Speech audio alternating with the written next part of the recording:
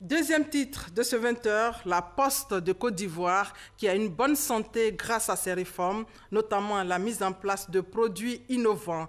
C'est ce qu'il faut retenir du passage du directeur général de la Poste de Côte d'Ivoire à la matinale de la modernisation. C'est une tribune d'échange sur l'administration initiée par le ministère de la Modernisation et de l'Administration. Issayo Tchona. Ouverture d'une banque.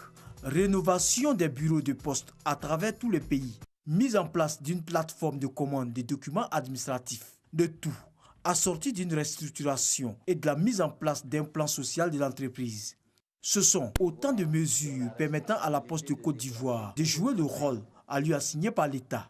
Toutes ces réformes ont été dévoilées par le directeur général de la Poste de Côte d'Ivoire au cours de la deuxième édition de la matinale, cadre d'échange initié par le ministère de la Modernisation, de l'Administration et de l'Innovation du service public.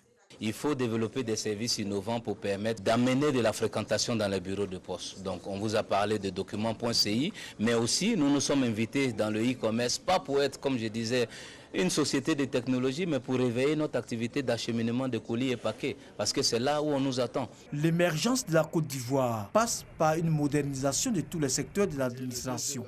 Le ministre Abina Pascal a salué les progrès réalisés par la Poste de Côte d'Ivoire. La Poste est bien dans son rôle et de par son découpage sur tout le territoire national, c'est un partenaire idéal pour la modernisation de l'administration ivoirienne. La réforme de la Poste de Côte d'Ivoire vise un seul objectif, instaurer un guichet unique pour fédérer toutes les actions des entreprises de l'État afin d'être plus proche des populations. Et justement, au niveau du ministère de la Communication, de l'économie numérique et de la Poste, le plan d'action prioritaire 2018 a été adopté ce jeudi à Grand-Bassam. Les 17 entreprises publiques et parapubliques concernées ont chacune fait le point de leurs activités durant l'exercice écoulé et présenté une demi-dizaine d'actions prioritaires pour l'année en cours. L'objectif aujourd'hui est d'être plus efficace sur le terrain. Lassine Bakayoko.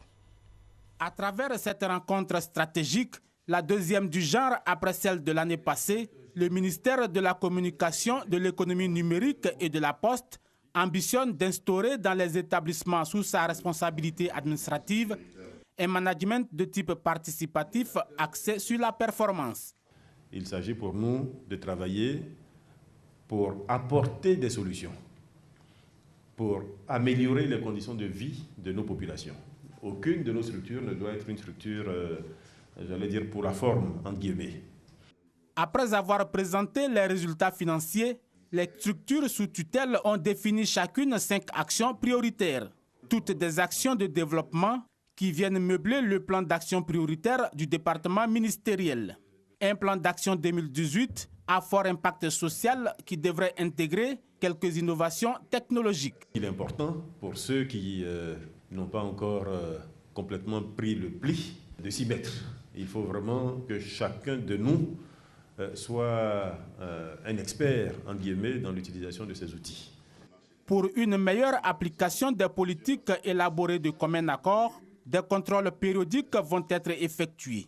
Il s'agit d'amener les sociétés sous tutelle à faire preuve d'anticipation, question de minimiser les difficultés qui pourraient apparaître dans l'exécution du plan d'action prioritaire. Il nous appartient d'avoir les yeux ouverts, les oreilles ouvertes, d'être en permanence en alerte sur tous les problèmes qui peuvent sortir de nos structures sous tutelle. Cette année, la mise en œuvre du plan d'action prioritaire va nécessiter un financement de 198,6 milliards de francs CFA.